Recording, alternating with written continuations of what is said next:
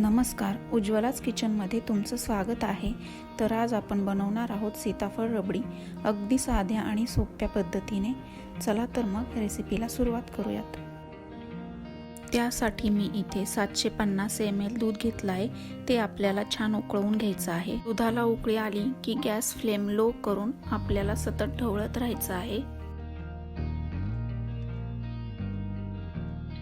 बासुंदी बनवत असताना नेहमी ज्याचा बेस जाड आहे असंच भांडं आपल्याला वापरायचं आहे आणि दूध उतू जाऊ नये म्हणून पळीही आपल्याला या पद्धतीने ठेवायची आहे, जेणेकरून दूध उतू जाणार नाही।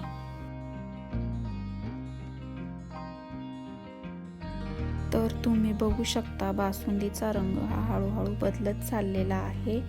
बासुंदीला दाटसरपणा यायला सुरुवात झालेली आहे।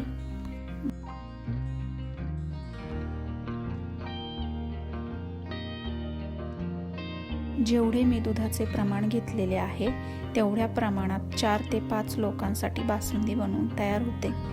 बासुंदीला दाटसरपणा आला की ड्रायफ्रुट्स घालून घेऊयात।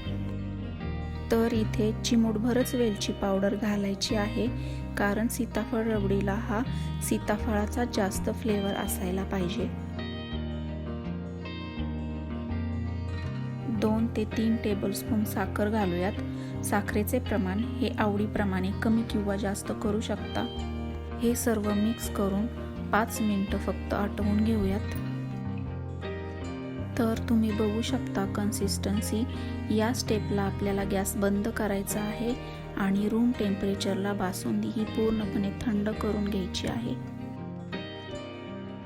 तर इथे मी 2 सीताफळ घेतलेली आहेत, त्याचा आपण पल्प काढून घेऊयात।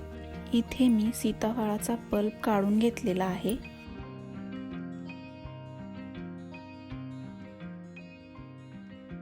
सीताफळाचा पल्प हा आपण थंड करून घेतलेल्या बासुंदीमध्ये घालून घेऊयात।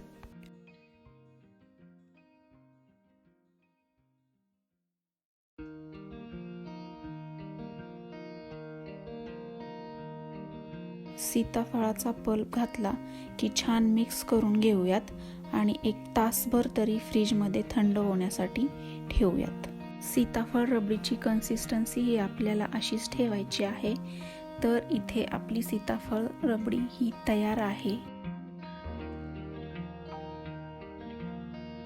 तुम्ही बघू शकता खूप छान असं टेक्स्चर आलेलं आहे। तर सीताफळाचा सीझन हा सुरू झालेला आहे, तर सीताफळ रबडी ही झालीच पाहिजे। तर तुम्ही ही नक्की बनवून पहा आणि अशाच छान छान रेसिपीजसाठी उज्ज्वलाच किचनला लाईक करा, शेअर करा आणि सबस्क्राईब करा।